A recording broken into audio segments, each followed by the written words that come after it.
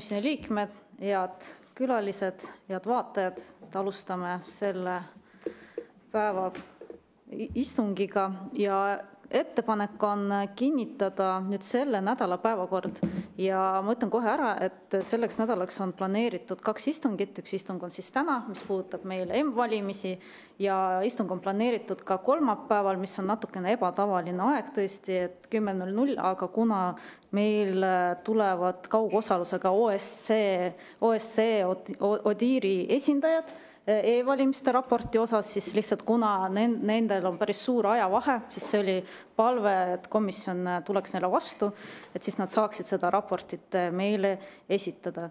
Ja mul oleks ettepanek, et see päevakord kinnitada, kui kellelgi ei ole selle kohta vastuseid, aga Mariol oli käsi püsti.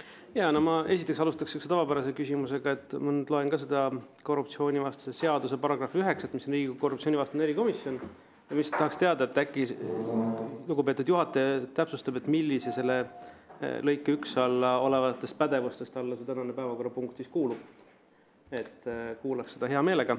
Aga kolmapäeva osas, no ma ei tea, see on tavaliselt fraktsioonide aeg ja meil on selleks ajaks muud koosolekud juba planeeritud, et see viimasel hetkel nagu välja öelda täna on natukene keerukas selles mõttes, et meil on muud koosolekud juba selleks kellaajaks konkreetselt paigas. Et mina ei näe küll, et saaks niimoodi kell 10 täna ette öelda. Sest minu meelest meil oli algses päevakorras ei olnud välja toodud kolmapäeva. Oli või? Ja, okay. Et päevakord... Siis ei saa tähelepanu, aga selliselt, jah, see nagu on kattuv. Ja, et... Me peame seda kolmapäeva tegema komisjoni istungina. Me peame seda kohtumise... Ja, et siin ongi... Ja, aitäh.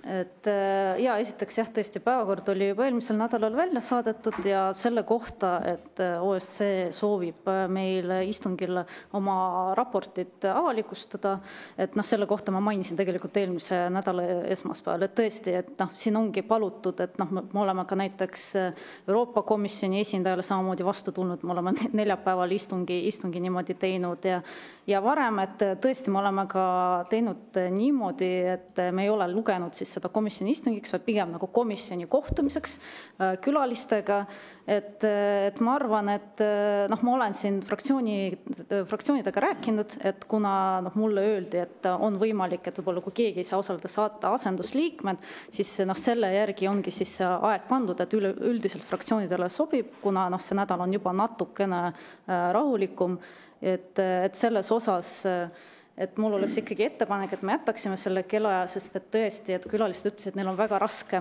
neil oli raskem, eks ole, panna varasemale ajale, sest neil on tõesti teistsugune kellaaeg, et suur ajavahe, et see oligi nagu nii-öelda meiepoolne nii-öelda vastutulek, et ma muidugi neile ütlesin, et ma selles osas suhtlen komisjoni liikmetega, aga ma tõesti usun, et me võiksime selles osas leida nagu konsensuse. Nüüd, mis puudutab e-valimisi ja kuidas see seostub meie komisjoniga, et e-valimisi on tegelikult päris mitmel korral juba varem arutatud ja et see läheb ja see on läinud meie korruptsioonivastase erikomisjonist. Meil on üks asi, millega me tegeleme, on ka ennetus ja läbipaistvuse tagamine. Et see ongi natukene laiem küsimus, aga see läheb täiesti selle korruptsiooniseaduse alla ja näiteks, kui me oleme ka neid igasuguseid suuri projekte arutanud, mis võib-olla ka võib tekkida küsimus, et kus on siis küsimus, aga meie tegelemegi sellise ennetuse ja läbipaistvuse tagamisega. Ja aga endiselt selles punktis on väga täpselt öeldud, mis on erikomisjoni pädevus, et parlamentaarne järelevalve korruptsioonivastaste meetmete rakendamise üle arutab algatusel seaduse paragrahv 13 lõikes 1 nimelt ametiisikute võimaliku korruptsioonijuhtumeid, annab hinnanguid, teostab järelevalvet Riigikogu liikmete tegevuspiirangute kinnitamise üle, kontrollib oma pädevuse piires huvide deklaratsioone ja siis teavitab Riigikogu avalikust oma tegevustest tulemusest. Ehk siis nagu siit tahakski aru saada, mis punkti alla see meil läheb, sest see on nagu süsteemne. Mina siin prior arti ei võtaks, sest see, et on kogu aeg halvasti tehtud, ei tähenda, et peab edaspidi halvasti tegema. Et selles mõttes tahakski aru saada, et mis on see nagu alus, et ma saan aru, et see on poliitiliselt laetud teema ja seda on hea kasutada oma valimiskampaaniateks hetkel, aga kuidas see nagu tegelikult selle komisjoni pädevusse läheb? Ja et no esiteks ma ei arva, et see on poliitiliselt laetud teema ja et see, et komisjoni liikmed saavad teada, et kuidas siis M-valimiste rakendamine, testimine, kuidas see siis läbis, millised olid probleemid, millised olid ohud ja et kuidas siis kujunes ka otsus valimiskomisjonis, mis siis saab edasi nendest M-valimistest, et mina näen, et see on küll nagu oluline küsimus, mida arutada avalikult ja mida siis saaksid ka inimesed teada. Ja Riigikogu korruptsioonivastane erikomisjon. Teistes komisjonides, mitte korruptsioonivastas erikomisjonis. Mul oli midagi selle vastu, et arutada seda põhiseaduskomisjonis, majanduskomisjonis, õiguskomisjonis, aga ma ei näe põhjust, miks me peame seda tegema korruptsioonivastases erikomisjonis. Et see on see koht, kus koha peal ma leian, et siin on nagu ikkagi oma volitusi ületatud nagu korduvalt nagu terve selle istungi järgu jooksul. Et palun nagu selles mõttes selgitus, kuidas see seostub korruptsioonivastase erikomisjoniga. Ja aitäh, esiteks ma palun mitte vahele segada, kui ma teile vastan, et esitate küsimuse ja ma vastan, võib-olla kui te laseksite mul lõpuni rääkida, siis saaksite ka vastuse. Ja tõesti, et oleks hea meel, kui majanduskomisjon, põhiseaduskomisjon küsimusi arutaks avalikult, aga millegipärast seda ei tehta. Nüüd, kui me lähme tagasi Riigikogu korruptsioonivastase erikomisjoni sätte juurde, mis on siis korruptsioonivastase seaduse paragrahv 94.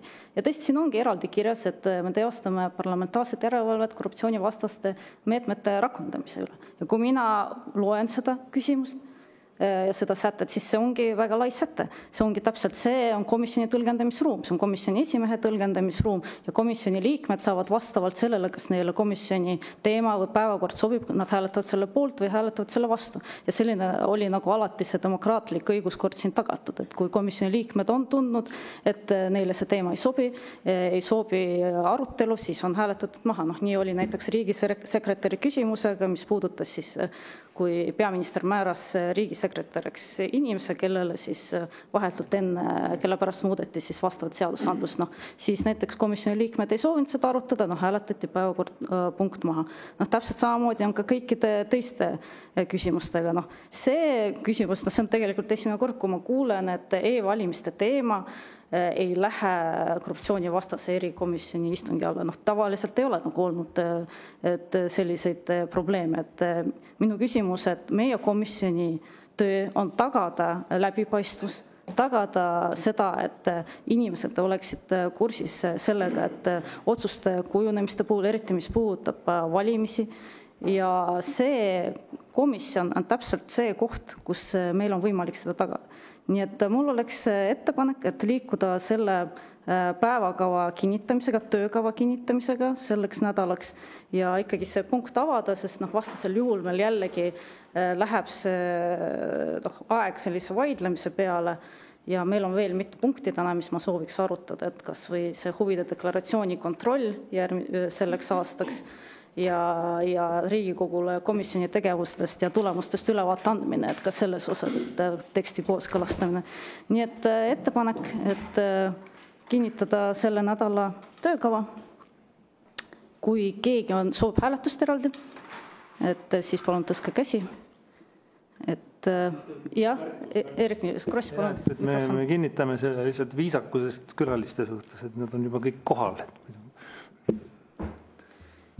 Jaa, aitäh, aga ma arvan, et keegi ka ei vaidle, ma usun komisjoni liikmetest. Tegelikult see on teema, mis on vajalik, mida on vajalik tõstatada, on vajalik arutada ja ma arvan, et on huvi selles osas, et kuidas siis M-valimised testid läbisid ja mis on praegu nii valimiskomisjoni, aga ka valimisteenistuse seisukoht selles osas. Nii et nagu ma aru saan, et töökava kinnitamise poolt on kõik konsensuslikult, et ma näen, keegi vastu ei ole, siis töökava on kinnitatud. Aitäh. Liigume siis selle olulise päevakorrapunkti juurde, milleks on M-valimiste läbipaistvus ja kontrollitavus. Ja tõesti, e-valimiste teema oli meil ka eelmisel nädalal arutlusel ja see nädal on meil täpselt põhiküsimuseks M-valimised, sest nagu me teame, toimus alles hiljuti M-valija rakenduse testimine ja muidugi erikomisjoni soov on teada saada, et kuidas siis see test läbis katsetuse, et millised probleeme tuvastati, kas olid mingisugused lisaohud ja nagu me teame, et M-valimiste puhul olid mitmed juba riskid varem, mida on valimisteenistus näiteks väljendanud, mida on väljendanud ka valimiskomisjoni, et üks probleem oli näiteks selles, et kuna rakendused levivad Apple'is ja Google'is, mis on siis, eks ole, kolmandad osapooled, siis kuidas on võimalik tagada selline terviklik kontroll ja selle äpi autentsus. Et see on ikkagi see äpp, mille siis valimisteenistus on ka pakkunud välja.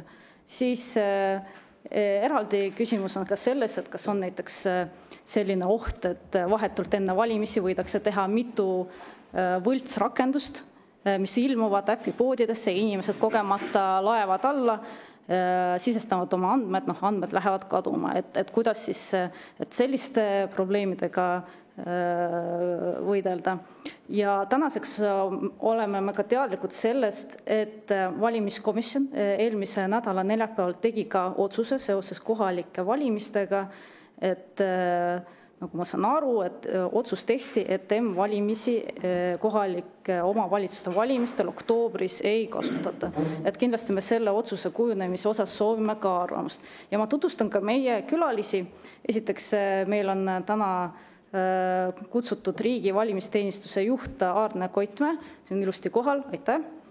Samuti kaugosalusel osaleb meil riigi infosüsteemide ameti valimiste infosüsteemide osakonna juht Alo Einla, suur aitäh osalemast. Samuti on meiega täna õiguskantsleri kantselei direktor ja õiguskantsleri nõunik asetäitja Olari Koppel, aga kes on ka samuti Vabariigi valimiskomisjoni liige ja ta on andnud teada, et ta saab ka kommenteerida ka nii õiguskantsleri poolset seisukohta, aga ka Vabariigi valimiskomisjoni poolset seisukohta ja otsuse kujunemist. Samuti on meil istungil täna MTÜ Ausad valimised juhatuse liige Märt Põder. Nii, suur aitäh kõigile külalistele, et leidsite aega.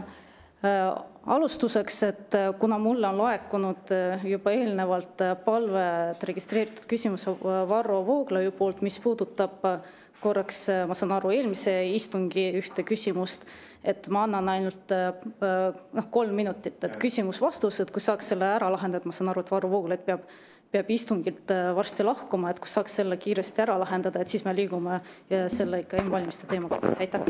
Suur tänu. Seda enam, et ma ei ole komisjoni liige teatavasti, ei ole siin täna ka asendusliikmena, aga minu meelest oli tõesti eelmise nädala komisjoni istungilt üks väga tõsine küsimus õhku ja ma tahaksingi võib-olla siis esitada väikse täiendava küsimuse, et saada selgust. See on avalikust huvitav küsimus, mitte ainult mind.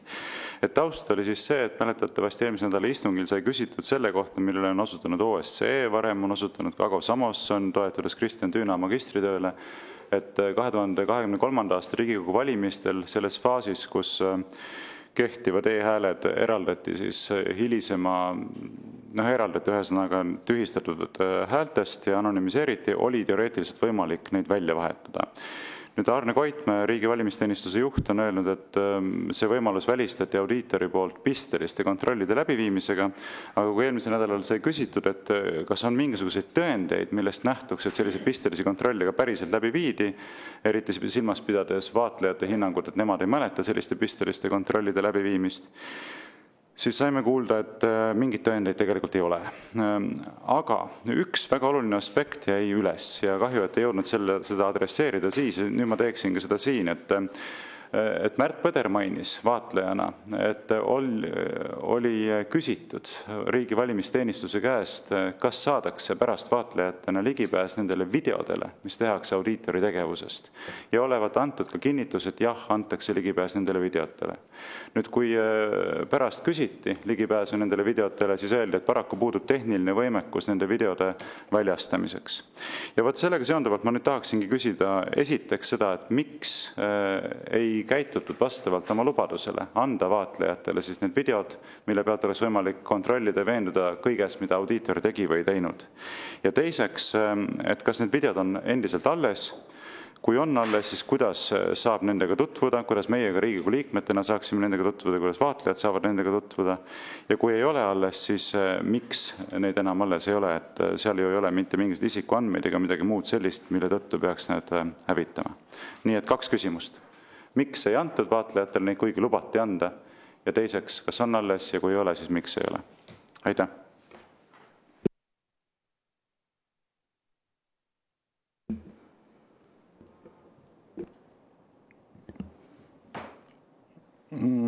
Küsimus on mul natuke selles mõttes ootamatu, et ma ei ole sellesse teemasse enne koosolekut süvenenud.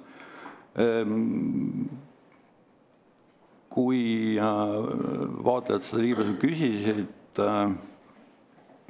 siis ma peaksin otsima selle kirjavahetuse üles, mis need täpselt põhjendused olid. Üks põhjendus on võimalik, et isikuandmetega seonduv, aga tehnilise võimekuse osas võib see olla seotud Teamsi salvestamissüsteemiga, aga mingit täpset vastust ma niimoodi käigu pealt ei oska anda kahjuks. Et kiire täpsustuse korras ma küsin ikkagi seda, et kas see vastab tõele, et riigi valimisteenistus lubas vaatlejatele valimiste eelselt, et pärast neile võimaldatakse ligipääs nendele videodele. Et kui see vastab tõele, siis miks te sellise lubaduse andsite, kui te pärast ei olnud nõus sellest kinni pidama? Ja teine küsimus minu eelnevalt esitatust on siiani vastamata, kas need videod on alles? Kui on alles, siis kuidas me saame nendega tutvuda ja kui ei ole alles, siis miks need enam alles ei ole? Aitäh.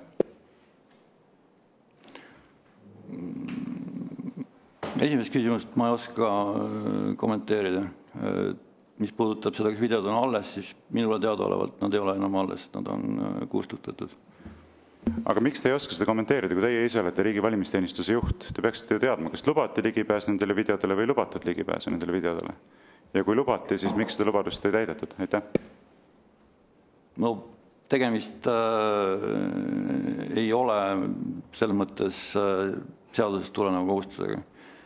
Et me ei saa anda sellist lubadust toimingu kohta, mida ei ole olemas.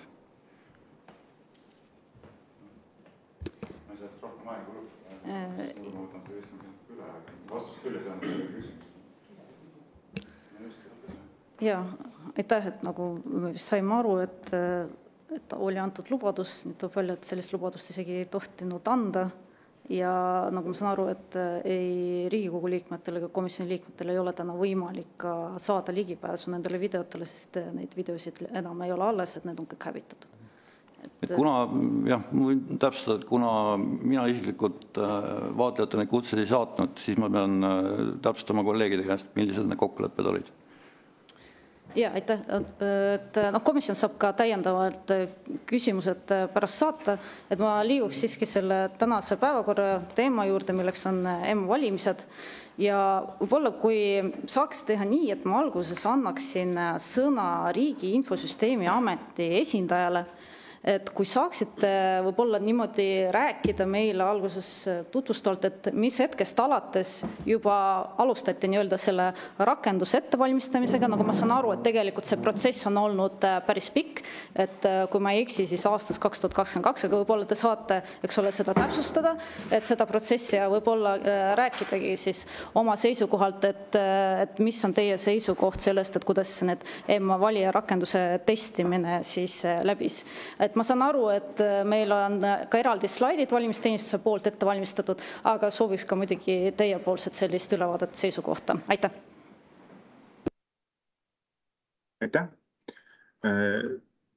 Lugupeetud komisjoni liikmed, ma siis annan väikse ülevaate ja meil oli varasemalt siis Aarnega niimoodi kokku lepitud, et täpselt nii, et mina annan ülevaate, et mis on selles arendusprotsessis siiamaani tehtud, kuidas see kõik algas ja siis Aarne annab slaididel ülevaate siis kiirelt, missugused need testimise tulemused ja siis selle rakenduse edasine saatus. Et ma kiirelt taust üldse, et miks RIA ja valimised üldse nagu koos ühes lauses on. Et kui mina alustasin RIA-s umbes 5 aastat tagasi, siis RIA majutas ainult e-valimiskasti ja siis mind kutsuti ehitama siis uut valimiste infosüsteemi ja looma uut osakonda, eks, et toonane valimisteenistuse juht ja MKM siis tegid siis kokkuleppe, et RIA hakkab ehitama, arendama uut valimiste infosüsteemi ja siis ka struktuurfondide rahastuse ja siis RIA-s uue osakonna loomist. Peagi selgus, et nii olulist süsteemi kui valimiste infosüsteem ja ei ole võimalik struktuurfondide rahadega ehitada ja üsna pea oli ka aru saada, et ka õigusruum ei ole toetav. Ja siis see panigi siis otsima siis neid lahendusi. Üks, mis puudutab seadust, siis see sai nüüd eelmisel aastal siis joone alla, kus siis on seaduses selgelt defineeritud RIA roll.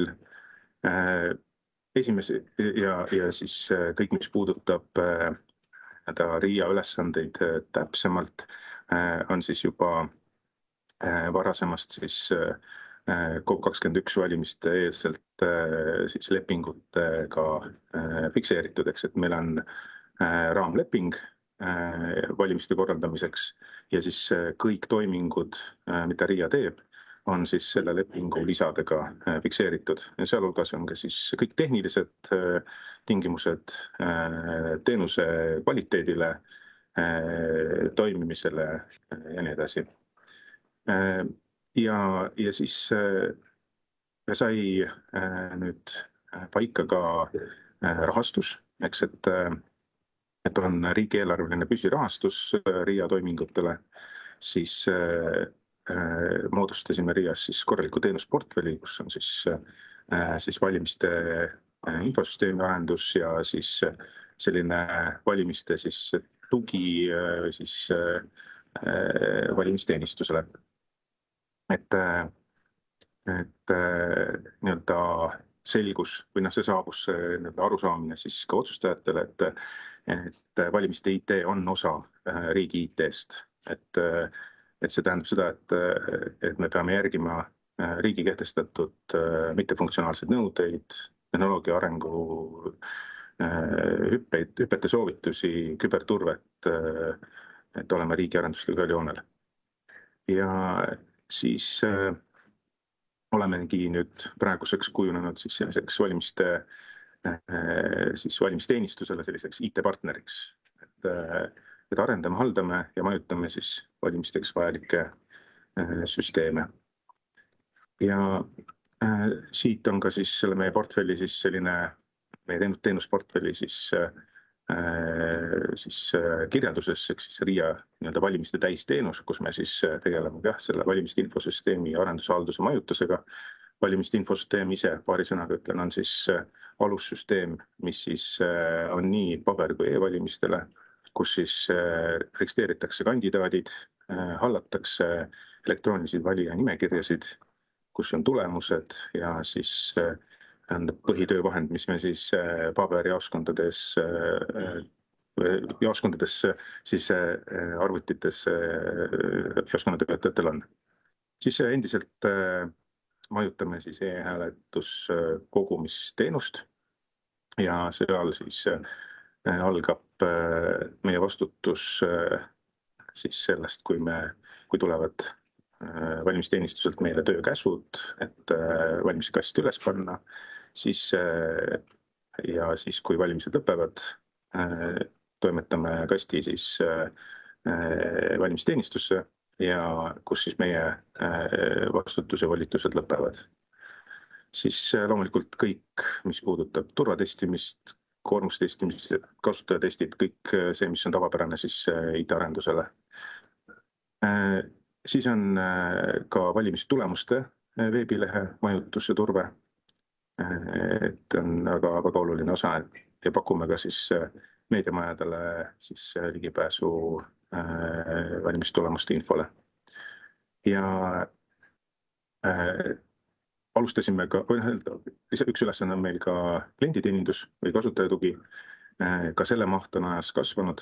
Oleme siis, kui alguses olime lihtsalt e-hääletuses üks osa kasutajatoest, mis puudutas siis e-ID vahendeid.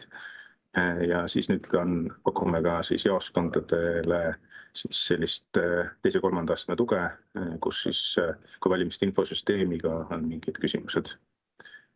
Ja loomulikult tulenevalt sellest, et RIA-s on ka kübersammas, siis meie see valimiste täisteenus nii-öelda sisaldab endas ka siis CERDi tegevusi ja siis meie koolitusosa, ehk siis, et koolitused kandidaatidele, jaoskonnatöötajatele, mis puudutab siis kübertõbet. Pakume ka erakondadele, kes soovivad sellist digitaalsete lahenduste siis turbetestimist. Ja siis on jaoskondade IT siis lahenduste ka tegelemine, et seal on siis turbe tagamine ja seire. Ja siis on olemas ka küberhügieenitest siis jaoskonna liikmetele. Ja loomulikult kõik see, mis puudutab CERDi, siis CERDi 24/7 siis seiret nii valimiste infosüsteemi toimimise kui ka e-hääletussüsteemi toimimise, kui ka siis valimiste operatiivsel perioodil selline kõrgendatud seire siis üldse Eesti küberruumis toimuva osas. Siis valimiste nädal on meie jaoks selline operatiivnädal, kus moodustatakse RIA-s siis staap, mis koosneb siis tehnilistest inimestest, erinevate süsteemide arendajad.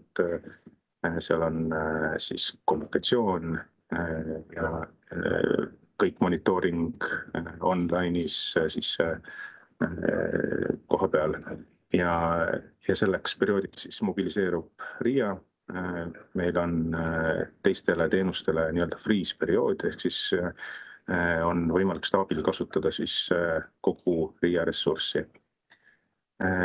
Ja loomulikult siis ka olukorra ülevaated ehk situatsiooniraportid siis teistele osapooltele.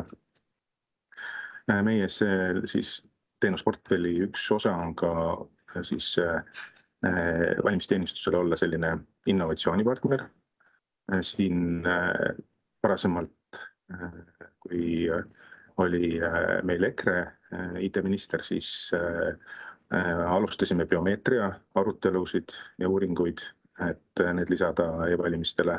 Või siis teine näide, mis praegu teemaks siis on M-valimised ja siis sellega seotud tegevused.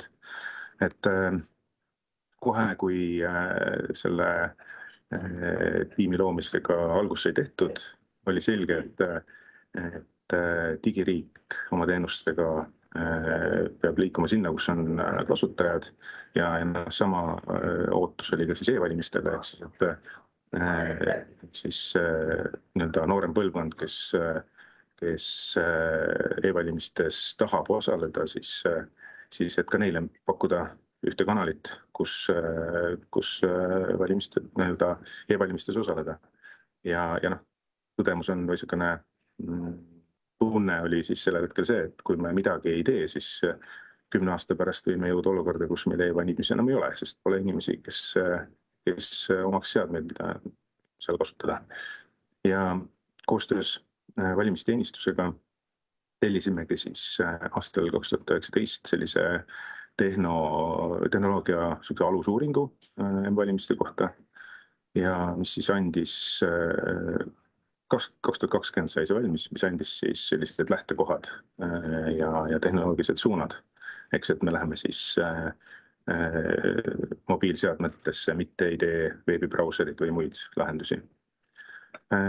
Üsna peale sai selgeks, et on selline muna-kana olukord, et sellest tehnoloogia raportist edasi liikuda, et otsustajatel pole töötajavat lahendust, mida siis hinnata ja arendamiseks pole nagu tellimust. Et et siis tollel hetkel oli majandus- ja kommunikatsiooniminister härra Sutt, kes siis tegi siis RIA-le tellimuse, et siis ehitada töötav proof of concept. Ja selle arendus algaski siis nagu mainitud 2022 alguses. Alustasime selle tööga, aga siis oli üsna kiiresti tekkis ka selline poliitiline ootus ka koalitsioonilepingus kirjas olevana, et me saaks juba Riigikogu 24 siis selle kasutusele võtta, mis siis tähendas, et me peame liikuma kiirendatult edasi ja siis sellise täislahendusega. Ja siis ma korra segan, vabandust, et te ütlesite, et Riigikogu 2024, te pidasite silmas 2023 valimised ikka vist. Vabandust, minu viga. Ja siis koostöös RVT-ga või valimisteenistusega siis alustasimegi tööd, et vastata siis valimisseaduses toodud siis sellistele valimiste põhiprintsiipidele.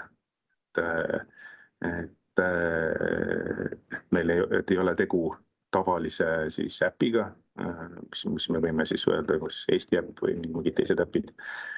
Et sellele kehtib palju rangem ja siis ootused on, rangem regulatsioon ja ootused on palju suuremad. Ja siis alustasime ka koostööd Apple'i ja Google'iga, sest meil oli aluseks see, et meil on mobiiliäpid ja suuremad mured, mida me siis ei suutnud ennem siis Riigikogu valimisi maandada, valimiste korraldajate jaoks piisavalt olid siis auditeeritavus, mis puudutab täpselt seda poolt, mis ka mainitud, et levitamist, et me anname siis levitamisest osa nagu enda kontrolli alt ära. Ja kõik, mis puudutab operatiivsust valimisnädalal, et kui on vaja teha mingeid muudatusi, uuendusi, kuidas siis poodidega siis koostöö on rakenduste poodidega, siis oli verifitseerimine, et me peame kasutama, et valija peab kasutama teist seadet. Ja siis selle pinnalt me nüüd oleme teinud tööd kuni siis nüüd eelmise nädala neljapäevani. Ja ennem seda siis oli ka mitmed testimised on olnud meil nende mobiilirakendustega. Ja ennem seda siis mais oli ka siis tavapärane IT-arendustes avalik testimine. Ja kokkuvõtvalt võib öelda, et testimine läks väga hästi, et kõikidele küsimustele, mis meil olid, saime vastused ja tegelikult ka need murekohad või need siis valimiste printsiipe puudutavad murekohad said RIA hinnangul kõik vastused ja valimiste korraldajate hinnangul ka piisavalt siis käsitletud, et RIA hinnangul oli ja on ka praegu need rakendused valmis kasutuseks riiklikel valimistel. Ja võib-olla siit ma annakski üle Arnele nende testi sisu osas rääkida. Ja ma ise pean vabandama, et ma umbes 20 minuti jooksul pean lahkuma, et kui on mingeid spetsiifilisi küsimusi veel, et siis kas võtame vahele või... Ja, et siin komisjoni liikmetel on küsimusi, et palun Maarjo Kadastik. Ja ma tahtsin küsida, et see osaliselt läheb küll pärast nagu Arnele küsimuseks, aga ma tean, et arutelu all on pikalt oli nagu, ja mis vist ka toodi välja ka ühe murekohana vähemalt meedias selle, miks see praegult nagu nüüd ära jäi, oli see teema, et ei saa kontrollida seda, mis on nendes App Store'ides, et kui on vaja nagu kriitilisel hetkel viimasel nädalal midagi muuta, et kas siis nagu Apple ja Google piisavalt operatiivselt muudavad.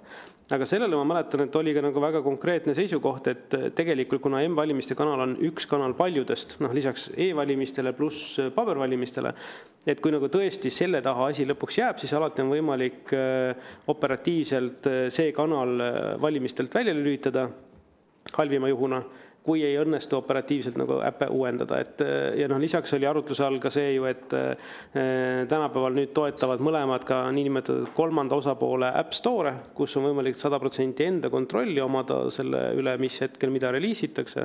Et kas need mured said nagu kõik maandatud nüüd enne seda, kui nüüd otsustati selle KOV-i asju või jäi sealt midagi veel üles? Jaa, aitäh. Väga hea küsimus. Kui siin aasta 2 tagasi lisandus Euroopa Liidu regulatsioon digitaalse ühisturu nõuetele, siis tõepoolest see kohustas ka suuri neid inglise keeles gatekeeperid, neid siis selliseid teenuseid osutama ja enda siis ja see andis ka lisatõuke meile selleks, et neid Apple'iga just seoses neid auditeeritavuse küsimusi lahendada. Mis puudutab operatiivsust, siis nii Google'i kui Apple'iga on meil väga hea koostöö ja siis eskalatsioonimudelid kokku lepitud. Ehk et kui, mis annab meile kindluse, et nende äppide siis kasutamisel meil on olemas kontaktid, meil on olemas fikseeritud inimesed, kes saavad otsuseid langetada sealt poolt ja kes siis saavad kiirkorras läbi viia neid review protsesse, mis siis eelnevad äpi muudatustele poes. Ja seal on ka lisa siis kokkulepped, mis puudutavad neid võltsrakendusi, et poed hoiavad ka sellele suuremat tähelepanu või annavad valimisnädalal. Ja sellised otsekontaktid tegelikult ka juba ma nüüd eksin, see oli siis Europarlamendi valimiste eel juba ka andsid päriselt töötasid meil, et e-valimiste kontrollrakenduse muudatused, mis oli vaja kiiresti teha ennem valimiste algust, toimusid täpselt selle eskalatsioonimudeli alusel, et kõik toimis selles mõttes, et ja punkt 2, need rakendused on juba ennem nii head, et neid ei ole vaja valimiste ajal muuta ja siis punkt 3 on siis need, mida siis te välja tõite, et see on lihtsalt üks lisakanal. Aitäh. Ja aitäh. Mulle muidugi riivas kõrvu see, kui te ütlesite, et Andres Sutilt tuli siis juba see tellimus nii-öelda, et M-valimiste osas Riiale juba 2022 algus ja mingi hetk tekkis ka veel poliitiline muutus ja sooviti, et seda saaks juba rakendada Riigikogu valimistel. Aga selleks ajaks ei olnud ju vastavat seaduseelnõu. Et kas see tol hetkel nagu selles ei nähtud probleemi? Siin ma võib-olla annaks vastamise Arnele, sest jah. Võib-olla selle õigusliku aluse kohta ütlen nii palju, et see, mismoodi M-hääletamine peab olema kajastatud Riigikogu valimise seaduses, et see oli küsimuse all algusest peale ja selle üle ka palju arutati. Siin oli, võiks öelda, 2 sellist arvamust, et seadust täiendada ei ole vaja, sellepärast et M-hääletamine toimib täpselt samamoodi nagu paberhääletamine või vabandust, e-hääletamine ja teine seisukoht oli, et seaduses peaks olema siiski selgelt öeldud, et M-hääletamine on aktsepteeritav hääletamislahendus ja sellest siis ka Justiitsministeerium lähtus valimisseaduste muutmise eelnõu väljatöötamisel. Ja, aitäh. Et lõppude lõpuks ikkagi Riigikogu võttis vastu seaduse eraldi, et selles osas, et see võeti vastu mai eelmine aasta, et see jõustus oktoobris. Nii, kui ma nüüd saaksin Arne Koitmäele anda nüüd edasi sõna ja on ka valmistatud ette meile slaidid, et saaks siis rääkida sellest kokkuvõttest. Ma lihtsalt täpsustan ära, et see Suti kaasus oli see, et kuna Alo mainis, et neil ei olnud too hetk arenduse alustamiseks, et see ei olnud kas riiklikku tellimust või ei olnud, mõtleme, see teine argument oli, ja siis Sutt andis selle tellimuse, et teha proof of concept ehk alustada seda tarkvaraarendust, sellepärast Sutt alustas. Ja, ma sellele viitasingi tähelepanu. See jäi ebaselgeks, et miks ta seda tegi. See oli selleks, et see äpp valmis tehtaks lihtsalt, et pärast ei jääks selle taha, et seadus on olemas, aga äppi pole. Ei, nojah, aga lihtsalt siin ongi, et oli vastupidine olukord, alguses tehti äpp ja siis hakati seadust tegema, et see on see, millele mina viitan, et see pigem demokraatlikus õigusriigis pigem tahaks, et vastupidi meil asjad toimiksid. Et alguses võetakse seadus vastu, et on see poliitiline otsus tehtud, Riigikogu otsus, kus on rahvaesindajad ja siis liigutakse vastavate tarkvaraarendustega ja raha eraldistega. Aga palun valimisteenistuse juht. Aitäh, ma räägin siis lühidalt sellest, kuidas läks M-hääletamise avalik testimine 20. maist kuni 22. maini. Kuna Alo on väga sissejuhatuse juba teinud, siis ma selliselt M-hääletamise üldise tutvustuse jätan vast vahele.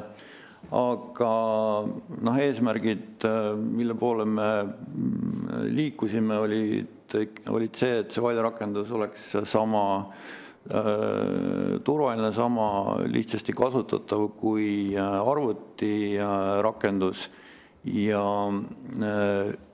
et oleksid lahendatud siis need spetsiifilised küsimused, mis puudutavad M-valijarakendust ehk siis see, kuidas neid levitatakse ja kuidas nende terviklust kontrollitakse, et siin on erinevused võrreldes tavalise arvutirakendusega, kuna me avaldame selle oma veebilehel ise, siis on ka need küsimused sellega lahendatud.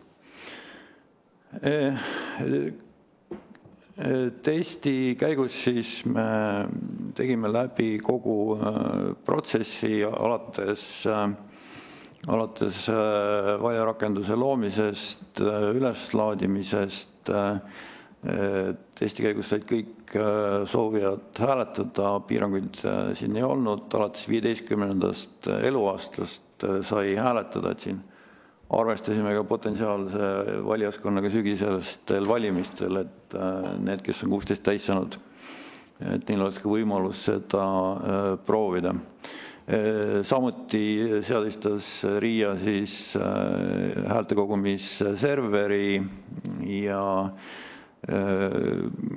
tegi läbi siis ka kogu selle protsessi kuni meile hääletamiskasti üleandmiseni välja ja seejärel ka lugesime hääled ja tegime kindlaks hääletamistulemused. Testi põhjal see, mis puudutas RIA-t, toimis väga hästi, majutusteenus toimis, oli loodud ka kasutaja tugi, mis samuti toimis, probleeme sai lahendada. Ja mis puudutab elektroonilise hääletamise süsteemi seda sisu, siis need uuendused, mis on viidud sisse valijarakendusse ja mis siis on tegelikult viidud sisse ka arvutirakendusse, millest kõige olulisem on siis Smart-ID tugi. Need ka toimisid, toimis ka täiendav hääle kehtivuse kontroll, ehk siis kas hääl on allkirjastatud korrektse avaliku võtmega ja ühtlasi testisime siis ka NFC-d, et soovijatel vist enam-vähem esimest korda oli võimalik Eestis kasutada siis allkirjastamist ID-kaardi NFC abil. Samuti CERT tagas siis võrguturve e-hääletamise perioodiks. Ka siin mingeid anomaaliaid ei täheldatud, teenus oli kogu aeg käideldav ja võime ka siis resümeerida, et võrguseire oli tagatud. Enne hääletamise algust viisime läbi siis erinevad turva- ja koormustestid. Testitud on siis ka RIA taristut ja testitud on ka, mis nüüd ei puuduta küll M-hääletamist, aga testitud on ka häälte kogumisserverite konsolideerimist, et teadupärast meil on 3 eraldi lokatsiooni ja testiti seda, mis juhtub siis, kui üks nendest lokatsioonidest lõpetab töötamise. Häälte töötlus, häälte avamine ja lugemine toimus ka tavapäraselt. Urn oli terviklik, tulemused tehti kindlaks korrektselt, hääled olid töödeldavad, ühtegi kehtetut häält ei olnud. Nüüd oluline osa sellest testist oli siis ka kasutajate tagasiside saamine, et ühest küljest me tahtsime saada sellist tehnilist tagasisidet, et mis probleeme võib ilmneda kasutajatel, aga küsisime ka kasutaja mugavuse kohta ja siin nagu tulemustest näha, siis vastuvõtt oli väga hea, rahulolu oli väga kõrge, olenevalt siin küsimusest, mis oli 5-pallisüsteemis, see natuke varieerus, valijarakenduse allalaadimine oli 89%, leidsid, et see on lihtne, valijarakenduse töökindlus 85% ja valijarakenduse kasutamise lihtsus 93%.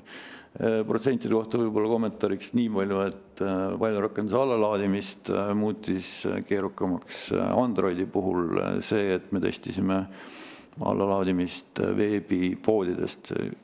Teema käis ka korra siin juba eelnevalt, testisime allalaadimist kodulehelt, ehk siis kui Apple'i rakendus oli laetud Apple'i poodi, siis Androidi rakendus oli allalaaditav meie veebilehelt ja see kogemus oli pigem negatiivne, et valijatele Androidi operatsioonisüsteem andis alati hoiatusi, et mitte laadida alla faile tundmatust allikast ja võimalik, et ka osadel valijatel jäi selle tõttu see hääletamine lõpule viimata, et meie selles mõttes ettepanek oli ka, et tulevikus minna ka Androidi puhul ikkagi veebipoele üle. Ja töökindluse osas ilmselt kõige rohkem tõrkeid oli Smart-ID PIN-ide sisestamisel, et seal toimus see vaadete muutumine väga kiiresti ja kasutajad ei jõudnud reageerida, aga seda on ka võimalik teha mugavamaks. Positiivse tagasiside kokkuvõtte, et kokku saime umbes 1000 vastust, mis oli päris suur arv, et umbes kolmandik valijatest andis ka tagasisidet. Kokkuvõte siis oli see, et leiti, et see on kasutusõbralik, lihtne kasutada, visuaalselt loogiline, leiti, et see sobib ka vanematele kasutajatele ja et ka autentimine siis oli toimiv. Siin oligi, kasutasime uusi autentimismeetodeid, millest eriti NFC on kasutajatele võõras.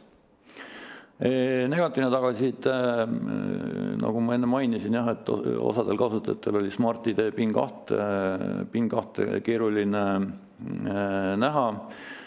Välja toodi seda, et hääle kontrollimiseks on vaja teist seadet, mis on tõepoolest tõsi, sellepärast et sama seadmega hääle kontrollimisel puudub mõte. Ja kahtlus allalaadimise turvalisuses, see puudutaski seda Androidi allalaadimist meie veebilehelt. Ja ka ID-kaardi lugemine öeldi, et see on keeruline ja tõepoolest see ei ole nii lihtne, kui alguses tundub, sellepärast et see koht, kus loeb siis telefon seda NFC-d, see erineb telefonidel, et mõnel juhul tuleb see panna telefoni ette, Apple'i omadel oli see minu meelest taha, aga et see mõnikord tekitas raskusi. Kokku oli meil 2430 hääletajat, neist üle 8% siis ka kontrollis oma häält, nii et tegelikult hääle kontrollimise protsent on täiesti võrreldav tavavalimistega, arvestades seda, et ka maksimaalselt viimastel valimistel 10% valijatest kontrollis oma häält. Ja kuna test oli tõesti siis avalik, siis ka 29 riigist seal osaleti. Anomaalseks võib pidada meeste ja naiste suhtarvu, et mehi on oluliselt rohkem, samas kui tavavalimistel on vahekord veidi naiste kasuks. Oligi siis päris palju mitu korda hääletanud valijaid ja nagu me näeme siis ka sellest vanuselisest kokkuvõttest, et siis esindatud olid kõik vanusegrupid, ka siis alla 18-aastased ja üle 75 aastased. Tehniline kokkuvõte on see, et tõrkeid ei olnud või vigu ei leitud. Et rakendus töötas nii, nagu ta oli ette nähtud, ehk siis allkirjavigu ei olnud, vigase krüptogramm ei olnud, töötlemisvigu ei olnud, lugemisvigu ei olnud ja teiste kokkuvõttes võisime tõesti nentida, et selle valjarakendusega saab edukalt hääletada, kasutades siis olemasolevaid autentimise ja allkirjastamise lahendusi, et see valjarakendus on stabiilne, hääle kontrollimine samuti oli päris kõrge, toimis ka koostöö Apple'i ja Google'iga, see puudutabki ka neid valjarakenduste avaldamist, et see läks üsna kiiresti ja ei tekkinud selliseid tõrkeid nende äppide ülevaatusprotsessi käigus. Samuti kontrolliti ka valjarakenduste tervikluse kontrolli võimalust, ehk siis kui Androidi rakendusel on see võrdlemisi lihtne, arvestades seda, et see oli meie veebilehel üleval, siis Apple'i puhul on individuaalsel valijal seda kontrollida keeruline, mistõttu oleme siis koostanud vastava juhendi, kuidas seda läbi viia ja testisime siis ka audiitorite juuresolekul, et kas selline auditeerimislahendus on piisav. See puudutab just siis seda valjarakenduse terviklust, et me saaksime veenduda, et rakendust ei ole poes vahetatud. Nii, aga aitäh minu poolt ja aitäh. Et ma annaks tegelikult nüüd ka kohe sõna meil ka õiguskantsleri büroo esindaja, aga ka kes on ka valimiskomisjoni esindaja, et võib-olla te saate enda poolt anda nii-öelda tagasiside, mis on siis õiguskantsleri seisukoht valimiste osas, aga ka kui palju on teil võimalik rääkida ka nii-öelda valimiskomisjonis nagu selle otsustusprotsessi kujunemisest, et nagu me tõesti teame, et valimiskomisjon tegi otsuse, et M-valimistega ei minda kohalikele valimistele, et võib-olla siis saate rääkida nendest asjadest. Vabandan, ma lihtsalt pean lahkuma, et siis soovin head istungi jätku. Aitäh, suur aitäh osalemast. Ja aitäh, auväärt komisjoni liikmed. Et õiguskantsleri vaatest on see ülesanne olnud üsnagi lihtne seekord, et muudeti eelmisel aastal, kui mälu ei peta, Riigikogu valimiste seadust, millega siis võimaldati põhimõtteliselt e-hääletust läbi viia erinevatel platvormidel, milleks siis üheks võimalikuks platvormiks on siis need nutiseadmed, ehk siis tekkis uus valimisviis, mida me praegu arutame, ehk m-hääletus. Pandi paika ka see otsuste tegemise protseduur, kuidasmoodi ja kes otsustab, milliste platvormidele vastavad valimis- ja kontrollrakendused välja töötatakse. Kui mäletate, siis üks algseid ideesid oli, et sellist otsust hakkab vastu võtma Vabariigi Valitsus. Siin ma lihtsalt mäletan, et õiguskantsler ja ka Vabariigi Valimiskomisjon ja võib-olla neid vastustajaid oli veel, leidsid, et selline otsuse protsess ehk valitsuse sissetoomine sellesse protsessi läheb vastuollu Eesti senise poliitikaga, kus valimiste korraldamine ja järelevalve on ikkagi valitsusest lahus. Ja siis tehtigi otsus, et selle otsuse edaspidi hakkab tegema sõltumatu Vabariigi Valimiskomisjon. Seadus võeti vastu, president kuulutas välja, avaldati Riigi Teatajas. Ei president ega õiguskantsler ei ole seda ega ühtki selle muudatuse sätet vaidlustanud. Et selles vaates õiguslikus mõttes õiguskantsleril probleeme või pretensioone konkreetses küsimuses ei ole. Nüüd, kui hüpata siis Vabariigi Valimiskomisjoni liikme rolli, siis söandan kinnitada, et kogu selle protsessi juures niivõrd kuivõrd olen viibinud isiklikult, ehk siis nagu härra Einla siin alguses kirjeldas aastast 2020, kuidasmoodi need ideed liikuma ja hakkas, kuidasmoodi Riia liitus, kuidas ta sai suurema rolli, millal hakati reaalselt mõtisklema võimaluse üle töötada välja siis valimisrakendused nutiseadmetele. Et sellele jutule mul omalt poolt midagi sisulist täiendada ei ole. Nüüd siis eelmisel neljapäeval jõudiski kätte siis see hetk, kui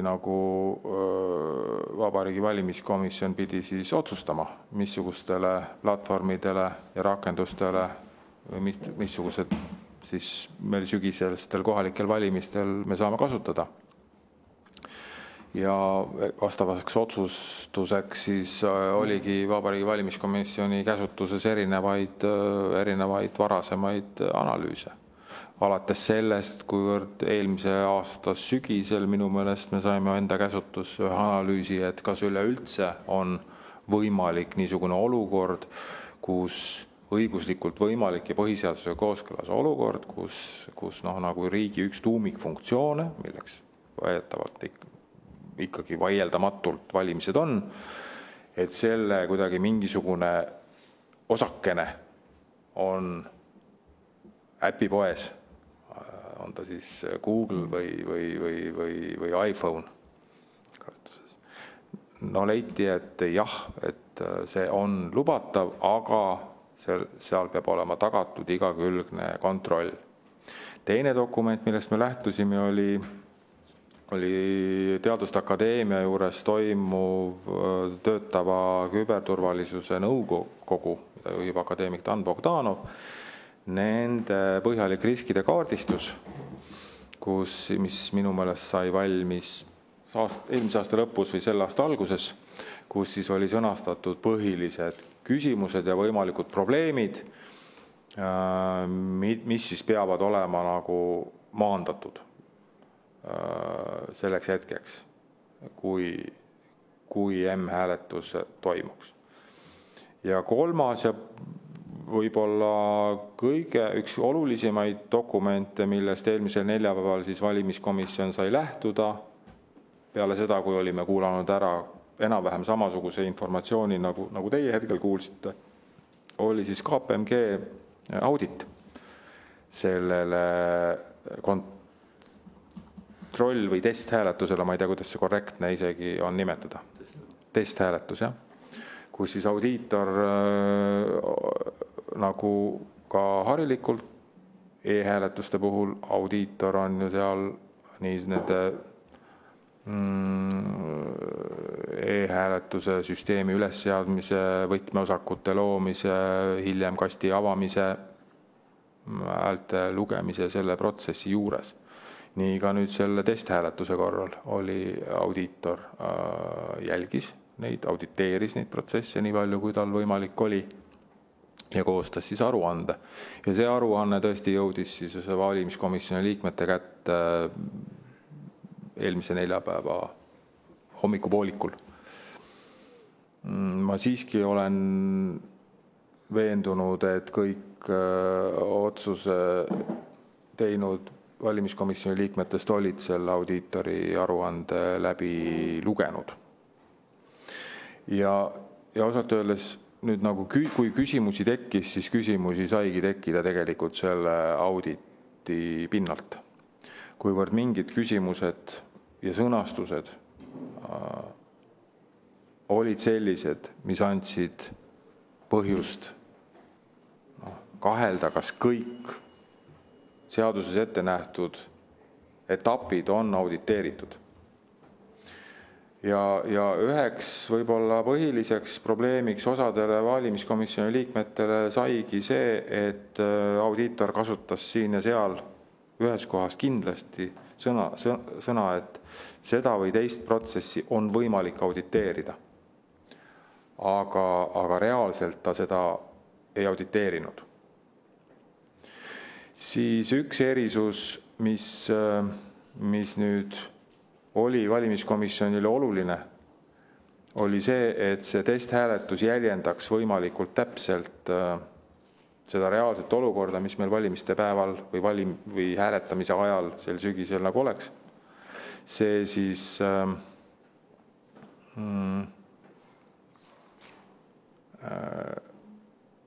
ehk et valija, huviline M-hääletaja läheb sinna äppi keskkonda, laeb alla rakenduse, hääletab.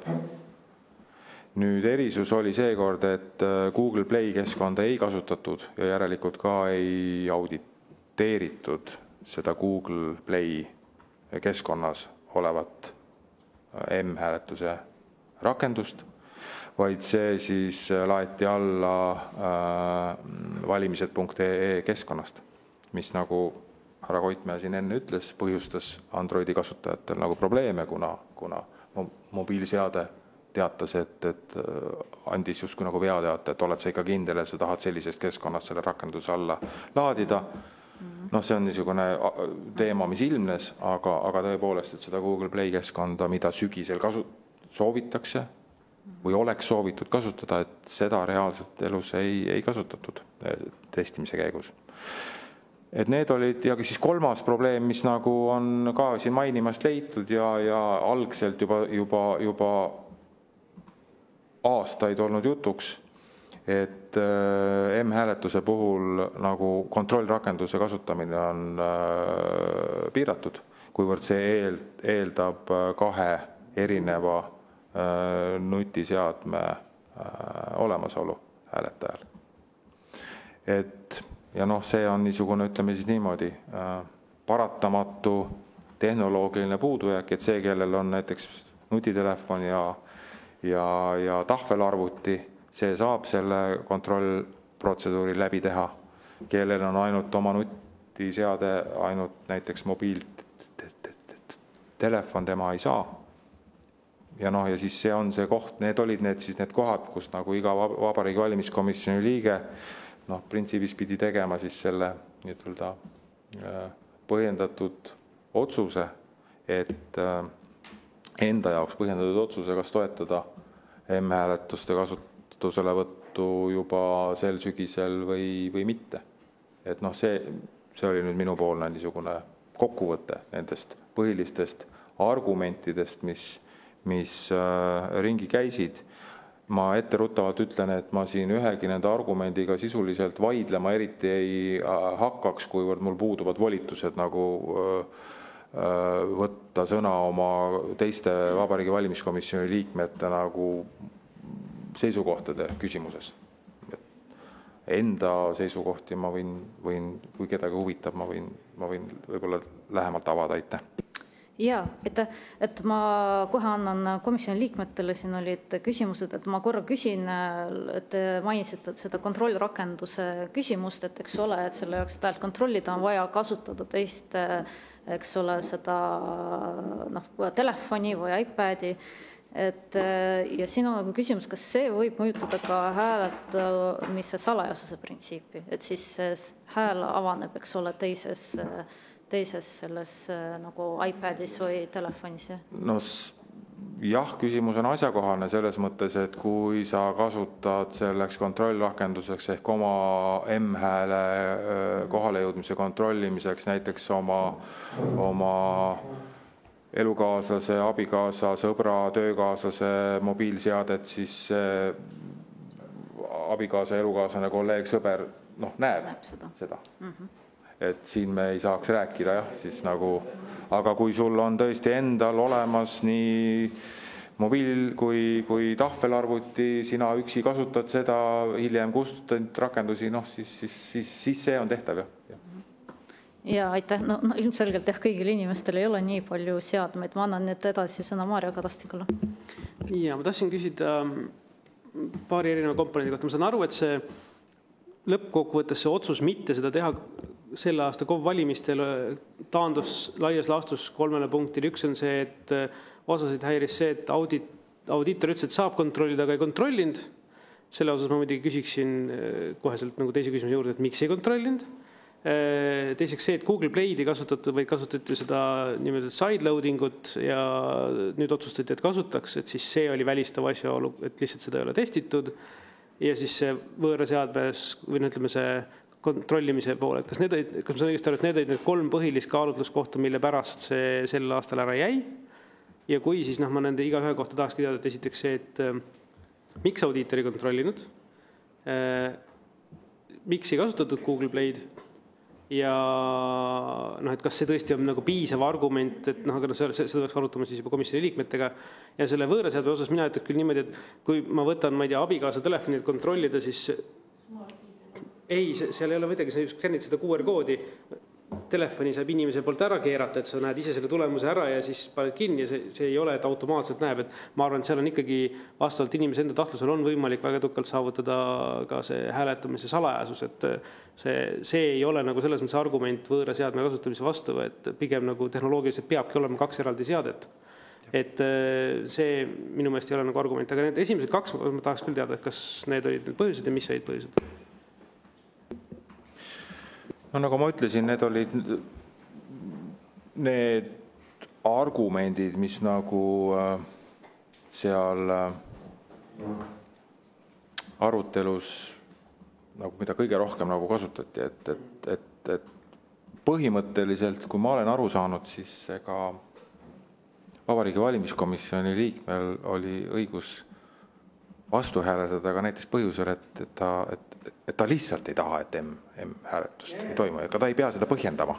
Just, olgu need siis mis iganes argumendid, kas see teeks nii, et nagu me ei moodustanud seal mingisugust nagu pingerida nendest, et mis puutus nagu ütleme siis, mis oli see kaalukeel.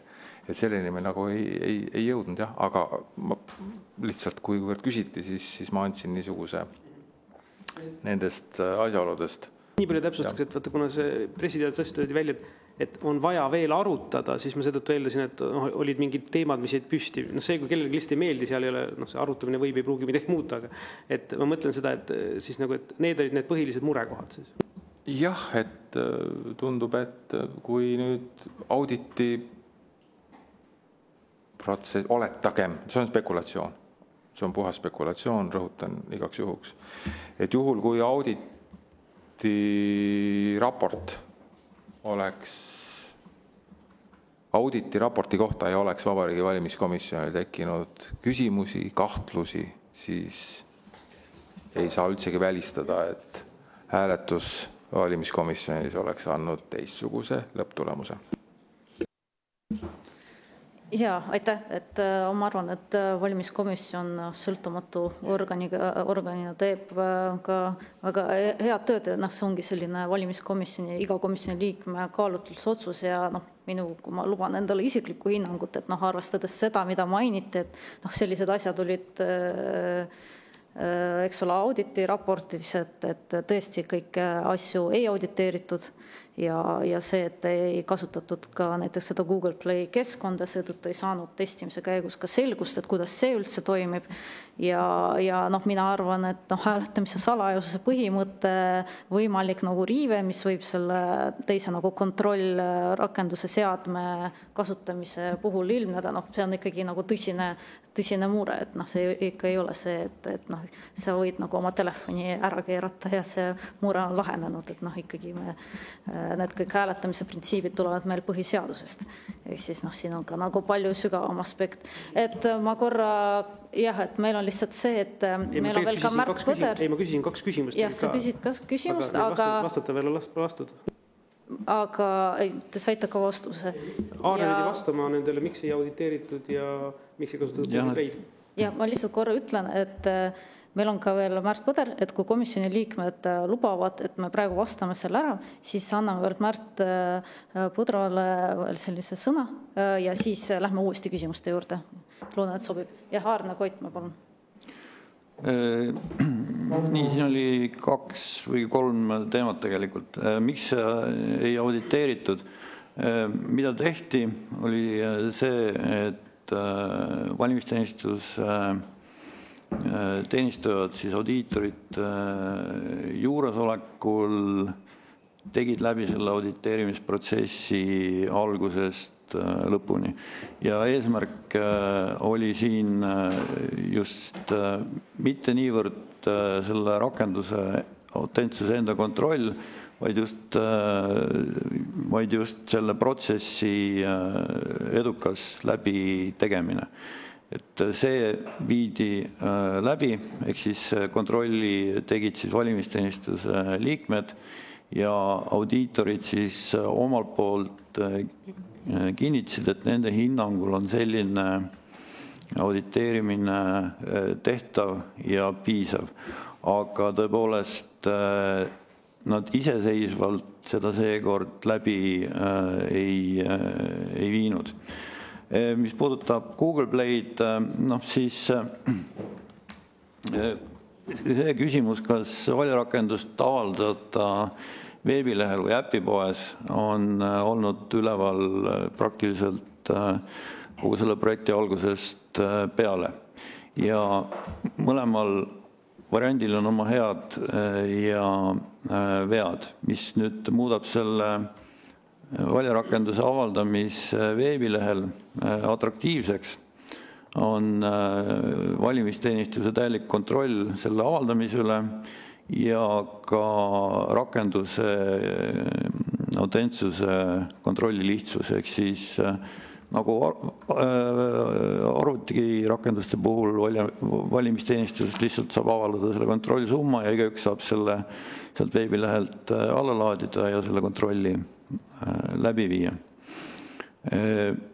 Samamoodi Apple'i puhul on kaalutud ka seda alternatiivse veebipoe lahendust, aga siinkohal oleksime me sellega nagu tahtnud ette tõtata sellest, milleks Apple ise valmis on, et kogu see asi on ikkagi veel väga lahtine. Ja seetõttu, eriti kuna ka valimiskomisjoni liikmed on juhtinud tähelepanu sellele, et see rakendus võiks olla just veebilehelt allalaetav, siis me testisime seda Google'i rakendusega. Et tõepoolest avalikku testi ei ole Google Play'ga läbi viidud, kuid muus osas on see ka see äpipoe osa järgi proovitud, et seal ei ole selles mõttes erinõudeid.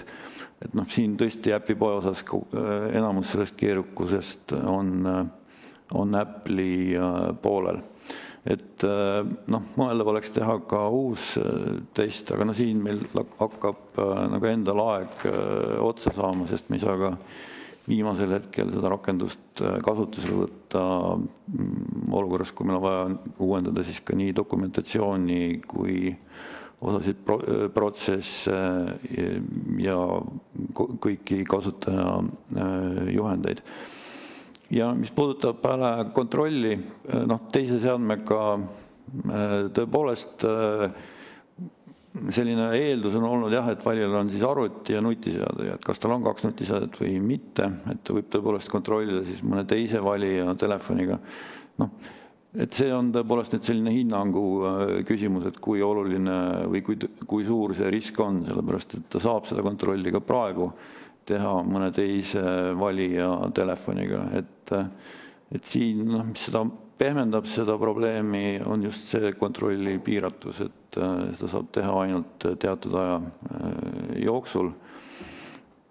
Ja nii ehk häälekontroll mõneti nõrgendabki hääletamise salajasust just selle valija hääletamise aspektist, aga tegemist on sellise tuleb leida selline hea tasakaal, ehk siis usaldusväärsuse, turvalisuse ja salajasuse vahel.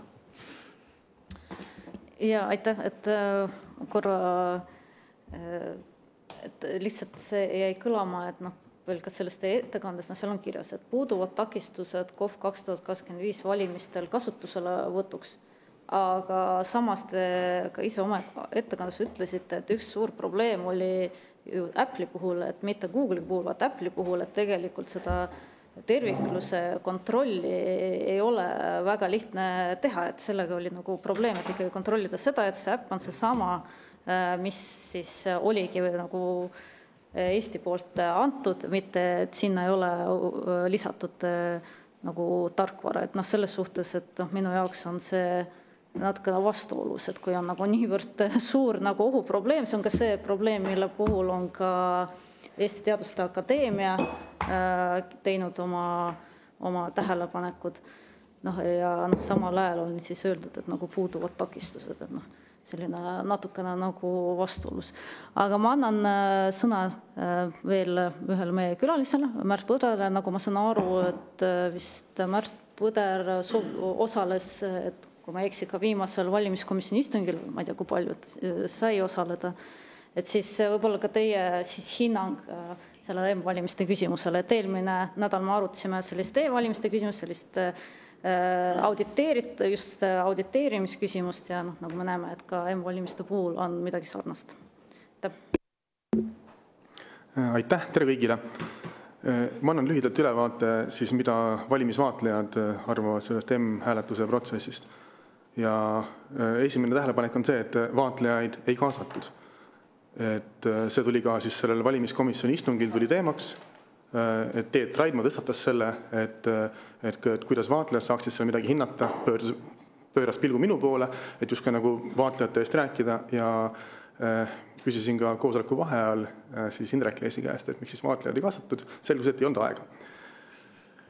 Aga nüüd täpsemalt siis, et mis on vaatlejate üldine seisukoht siis selle M-valimiste suhtes on see, et M-hääletamine toob kaasa mõned niisugused unikaalsed probleemid, mis on seotud mobiilseadmetega, aga põhimõtteliselt on tegu e-hääletuse laiendamisega, mis tähendab seda, et M-hääletuse probleemid on kõik need samad probleemid, mis on siis e-hääletuse probleemid. Et M-hääletus võtab üle e-hääletuse probleemid, mis on paljuski lahendamata ja toob juurde mõned. Ja võib-olla siis see kõige suurem probleem siis on see, et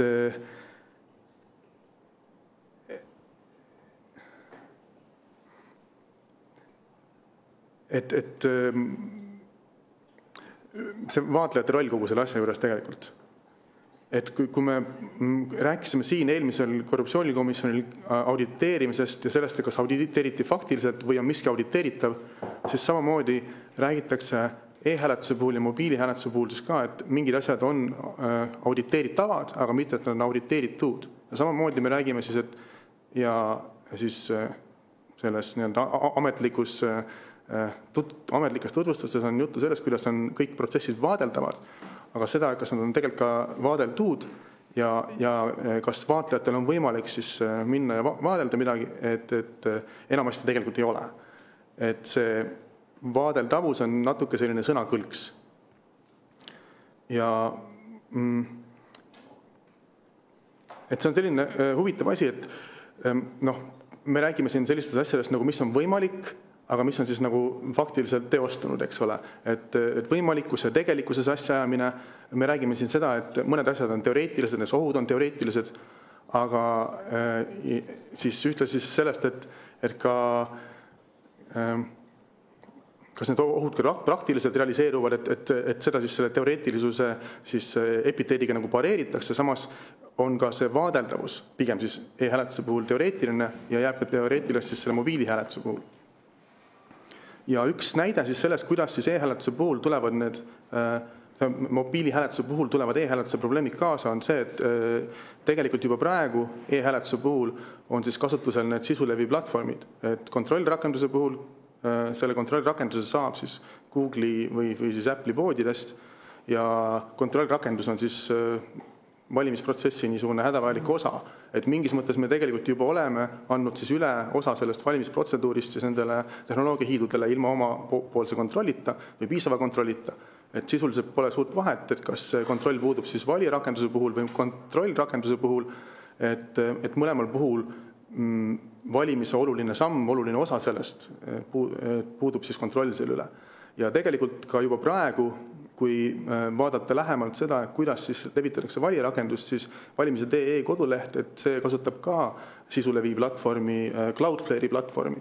Et valimiste ajal minu teada valijarakendus tuli läbi kas Inglismaa, Londoni serverite, paljudele vähemalt, et inimesed auditeerisid seda nii-öelda vabatahtlikult ja kui ma vaatasin, kuidas praegu valimised.ee kodulehekülge siis serveritakse, et see tuleb siis läbi Ühendriikide San Francisco serverite. Oli vähemalt ühel hetkel niimoodi, et see võib kogu aeg muutuda, et me tegelikult juba oleme selle käest andnud selle kontrolli selle levitamise üle ja mingis mõttes mobiili hääletamise puhul need probleemid siis tulevad uuesti üles, mis tegelikult e-hääletuse puhul juba enne olid. Ja mis on võib-olla positiivne tõesti mobiilihääletuse puhul on see võimalik leevendus siis hääle salajasuse riivetele. Et kuna mobiil on inimesel isiklik, et siis ta saab siis hääletada võimalikult privaatselt oma isikliku mobiiltelefoniga, et see on nagu hea külg selle juures. Ja seda ei ole võib-olla piisavalt välja toodud, aga teistpidi selle salajasusega ja nende kahe seadmega ja kontrollimisega on see asi, et seda mobiiliga hääle kontrolli, et seda on pidanud siis vastuolus olevaks Eesti seadustega, aga rahvusvaheliste regulatsioonidega siis OSCE vaatlejad. 2019 aasta raportis nad ütlevad, et nende analüüs näitab, et siseründaja, kellel on võimalik ligi pääseda digitaalsetele hääletussedelitele, võiks murda iga valija hääle salajasuse tema poolt veebis avaldatud QR-koodi abil ja seda isegi pärast koodi kehtivuse lõppu. Ja see on vastuolus riiklike seaduste ja rahvusvaheliste standarditega, mis puudutavad hääle salajasust. Et sisuliselt see probleem oli juba e-hääletuse puhul olemas ja nüüd mobiilihääletuse puhul see siis lihtsalt intensiivistub. Ja siin võib-olla veel eluliseks näiteks siia kõrvale on see, et ega tegelikult ei ole niimoodi, et saab siis hääl kontrollida ainult mobiiliga. Et valimiste vaatlejana siis mina oma siis vaatleja nagu eesmärkide jaoks siis koostasin ka kontrollrakenduse, mis töötab siis lauaarvuti peal või tavalise arvuti peal. Et see on internetis vabalt kättesaadav, et need, kes siis, kellel pole teist mobiilseadet, need saavad põhimõtteliselt kontrollida oma häält ka siis lauaarvuti peal.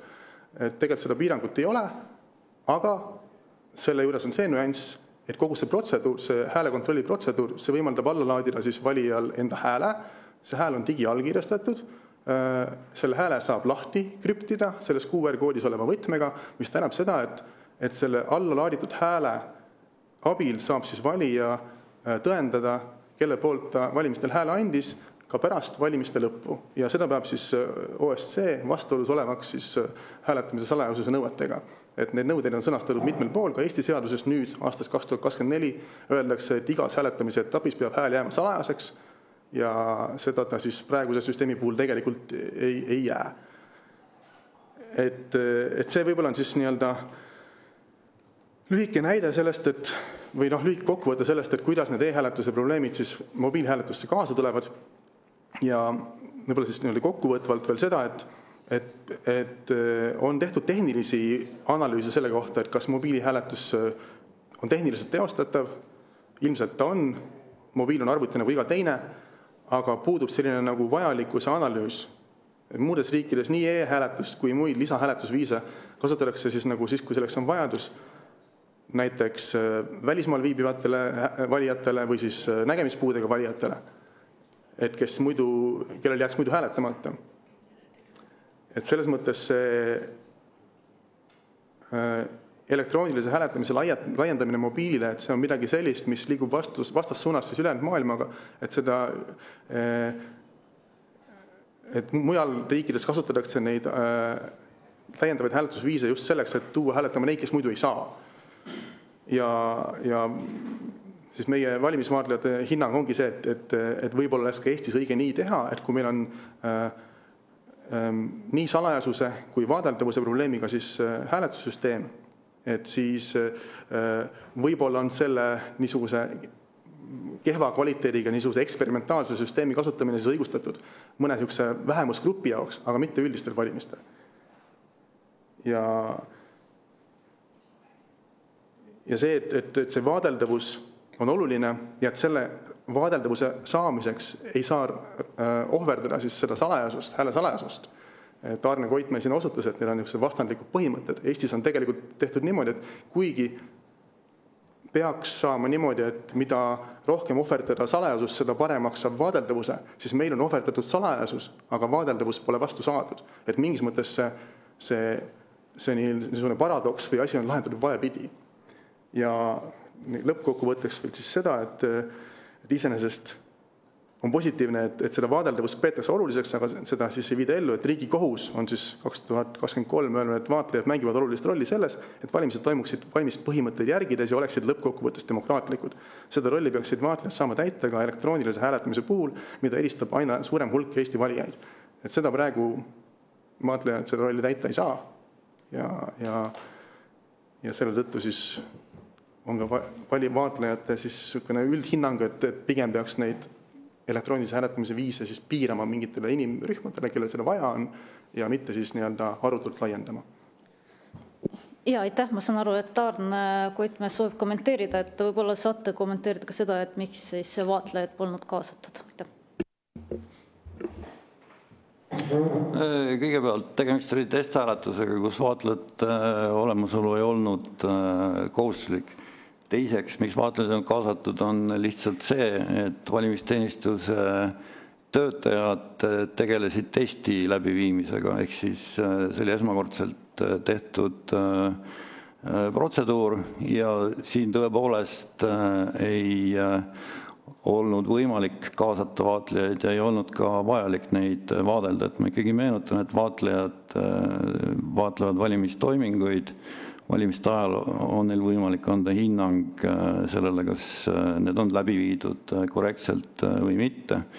Siinkohal oponeerin ka väitele, et vaatlemine ei ole võimalik, et vaatlemine on võimalik, kuigi sellisel mõtestatud kujul. Ehk siis kõik võtmetoimingud on jälgitavad, vaatlejad ei saa tõepoolest ligipääsu isikuandmetele ja turvasätetele. Ehk siis me ei anna ühelgi juhul selliseid õigusi vaatlejatele. See ei ole vaatlemise osa, see ei ole ka nõutav mitte ühegi seaduse või rahvusvahelise põhimõtte alusel ja ma saan aru, et vaatlejatel on raske seda aktsepteerida, aga tõepoolest korraldajateks me neid võtta ei saa.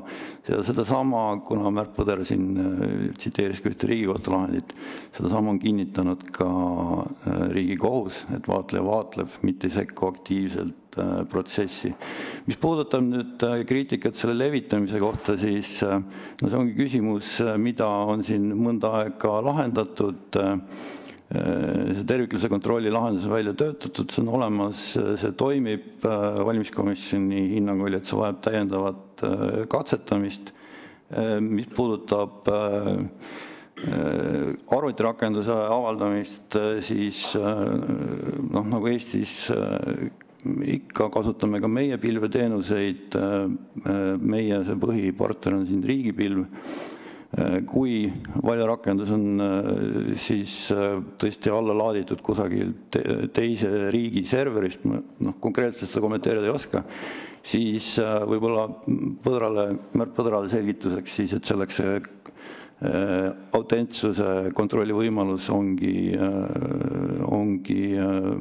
olemas, et see vaatleja siis, kes selle rakenduse alla laeb, võib siis kontrollida, kas see rakendus on muutunud allalaadimise käigus või mitte. Mis puudutab hääle kontrollimist, siis nagu ma ütlesin, see on teatud mõttes kompromiss hääle salasuse ja turvalisuse vahel. Et Märt Põdrale see võib-olla ei meeldi, selline võimalus on praegu seadusega sätestatud. Sellest võib ka loobuda, aga hetkel meie lähtume sellest, mis on seaduses ja nagu valimistel ikkagi on paratamatu see, et kui valija ikka väga tahab tõendada, kuidas ja kelle poolt ta hääletas, siis on tal selleks erinevaid võimalusi. Ta läheb teeb kas või pilti kabiinis oma sedelist, ega paberhääletamine ei ole selles mõttes jõudnud järgi tehnika arengule. Et samamoodi M-hääletamisel, kui Märt Põder tõepoolest piisavalt oma häält häkib, siis tõepoolest tegi ta siis oma selle kontrollrakenduse, jah, ta sai selle hääle lahti, et ei oskagi öelda, et palju õnne. Ja see, kas M-hääletamine on vajalik või mitte, selle üle võib vaielda, et ühest küljest on see Riigikogu otsustada, teisest küljest on see nähtav M-lahenduste osakaalu tõus ka üldiselt, et nutiseadmeid kasutatakse aina rohkem. Välisriikide kogemustest võib öelda, et kui arvutatakse interneti hääletamist, siis tihti on just kõigepealt arvutlusel M-hääletamine, sellepärast et arvutite kasutamine ei ole kõigis riikides nii suur. Aga see on selline puhtalt hinnaga küsimus. Valimisteenistusega RIA nüüd selle rakenduse väljatöötamisel sellest ei lähtunud, kas see vajadus on või ei ole. Ja, aitäh. Ma korra kommenteerin seda, et minu arvates ei ole nagu väga kohane naeruvääristada nagu teisi külalisi ja ka vaatlejaid. Et ma saan aru, et võib-olla teile ei meeldi vahepeal nende kommentaarid, aga see ei ole nagu väga kohane, et nüüd, eks ole, niimoodi nagu naeruvääristada ja niimoodi võib-olla mingil määral ülevalt vastata, et me püüame alati siin komisjonis olla lugupidavad kõigi arvamuste suhtes ja sest et need on samamoodi teatud rahva arvamuse esindajad, nii et võib-olla tulevikus võiks nagu vältida sellisest nagu stiilis vastusest. Et ma annan Märt Põdrale, et kiire kas kommentaari küsimuse, siis meil on veel järjekorras mitmed küsimused, et siis Ma lühidalt lihtsalt ütlen seda, et see riive hääle salajasusele ei ole Märt Põdra leiutis, vaid see oli OSCE vaatlejate 2019. aasta raportist. Tõsi, selle häälekontrollrakenduse tegin ma niisuguse vaatlemise eesmärgil, ma tutvustasin seda kontrollrakendust ka e-Vote ID 2023 e-hääletuse siis aastakonverentsil, kus osales ka siis Arne Koitmäe, Indrek Leesi, Jan Villemson, sealhulgas Jan Villemson publikust kommenteeris, et jah, et selline riive tegelikult on problemaatiline ja et tal on idee, kuidas seda krüptograafiliselt parandada, ta pakkus selle ka välja. Ehk siis ma arvan, et siin nagu nalja heitmiseks põhjust ei ole ja jah, et võib-olla annab sellesse õigesse selgust siis ka see OSCE loodetavasti peagi saabuv raport. Aitäh. Ja, aitäh. Et ma korra küsin veel sellist asja Arne Koitmäelt. Mul on siin ees artikkel, mis on mai 2023, kus siis teie ka ütlete, et turvariskide tõttu ei võeta järgmisel aastal Europarlamendi valimistel kasutusse. Ja siin on toodud välja nagu 3 sellist riskimomenti. Ja kõige huvitavam on see, et need 3 riskimomenti on täpselt samad, mis ka täna kõlasid, eks ole, siin istungil. Üks asi oli, eks ole, see rakenduse terviklikkuse kontroll, et siin on ka eraldi toodud, et probleem on pigem Apple'iga, mitte ei ole niivõrd Google'iga. Siis on kirjutatud ka niinimetatud see, et kontrollimine, et see, mida tuleb teha siis teise nutiseadmega, mis võib mõjutada hääletamise salajasust. Ja siis, eks ole, oli ka teie seisukoht, et tegelikult arvestades neid probleeme, et pigem ei ole võimalik nagu edasi liikuda. Ja nüüd need probleemid on jäänud, aga nüüd on valimisteenistuse raportis kirjutatud, et puuduvad takistused 2025 valimistel kasutuselevõtuks, et mis siis nagu vahepeal muutus? Ma ei ole kindel, kust tuli see järeldus, et need probleemid ei ole lahendatud. Et kõik need lahendused on olemas, need on välja pakutud, need on tõepoolest uued ja eks valimiskomisjon hindab, kas sellest piisab või mitte. Et paratamatult arendusgraafik on kiire, sellepärast et paralleelselt M-rakendusega me arendame ka valijarakendust ja kõik valijarakenduse uuendused peavad kajastuma ka M-valijarakenduses, mis tõttu tõepoolest tempo on olnud päris kiire.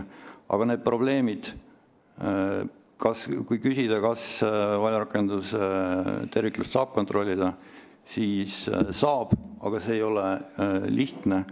Ja mis puudutab ka neid teisi küsimusi levitamises, ka levitamine on läbi proovitud, see toimib, et eks ühel hetkel tulebki see hinnang kujundada ja poolt ja vastu argument kaaluda. Aitäh, Irja Lutsar. Ja aitäh, et kui ma nüüd õieti aru sain, siis see audit tehti selleks, et näidata, et M-valimised on auditeeritavad.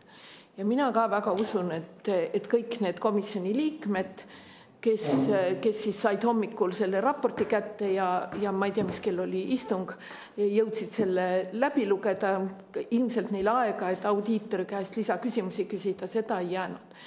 Ja nüüd see raport, see audit ju ütles, et M-valimised on auditeeritavad. Aga see raport ei olnud ju mõeldud selleks, et teha järeldusi selle kohta, kas nüüd M-valimistele minna või mitte. Et siin tehti nagu millegi muu pealt, tehti järeldus, kui nüüd need liikmed ei teinud seda järeldust, lihtsalt neil olid eelnevad teadmised, et kuidas see koosolek lõppes, et kas otsustati, et 25. aasta valimistel ei ole M-valimised nagu teostatavad või siis tehti nagu, et M-valimised pole üldse teostatavad, aga või mis on siis need kriteeriumid, et 26. või 7. aastal me saaks siiski M-valimisi kasutada, et niisugune natuke keeruliselt esitatud küsimus, ma vabandan. Seadus on minu meelest üsna selge ja konkreetne, et alati enne valimisi Vabariigi Valimiskomisjon otsustab need rakendused ja platvormid, millel e-valimised läbi viiakse. Et mina mõistan seda niimoodi, et kui hakatakse valmistuma 2027. aasta Riigikogu valimisteks, siis kunagi 2020 järgmise aasta suve lõpuks, sügiseks peab Vabariigi Valimiskomisjon seda küsimust arutama ja langetama uuesti otsuse. Et see, ütleme nii, kui Riigikogu on seadusega loonud võimaluse mingiks valimisviisiks, siis see on seal, see võimalus on seal kuni selle hetkeni, kuni Riigikogu otsustab teistmoodi. Mille põhjal see otsus langetatakse, ütleme järgmisel korral, et kas need selle korral ilmnevad probleemid parandatakse ära või minnakse täpselt selle sama asjaga ja siis on lihtsalt teised inimesed, kes teevad teistmoodi otsused või kuidas see otsus tekib?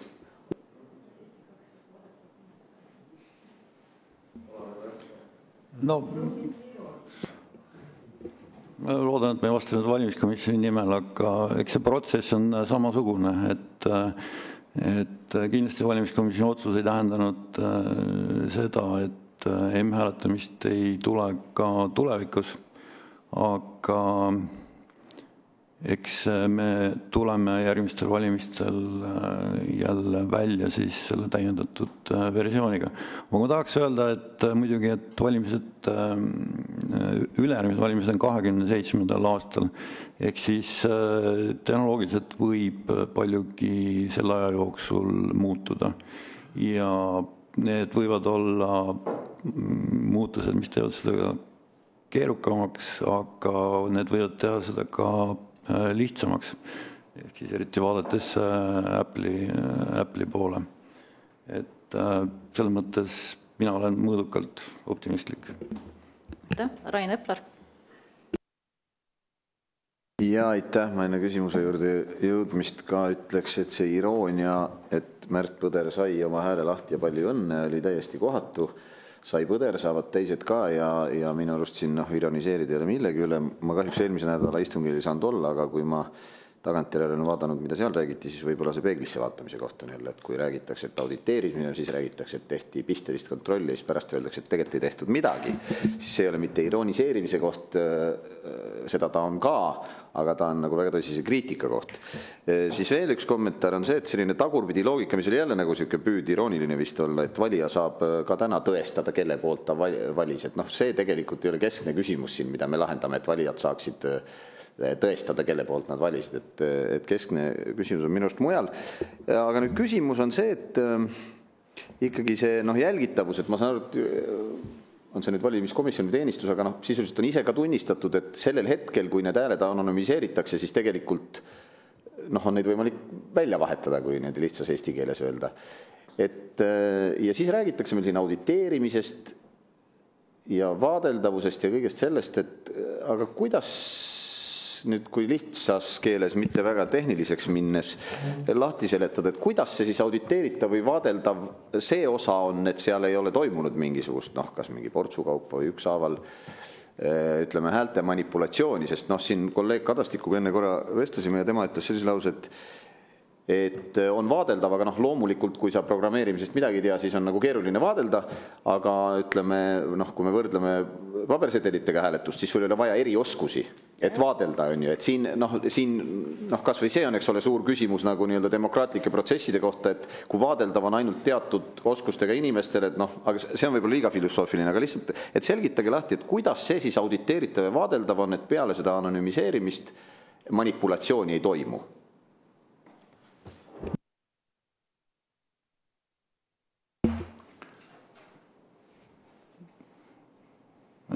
Kogu see toiming on auditeeritav hetkel audiitorite poolt auditi rakendusega.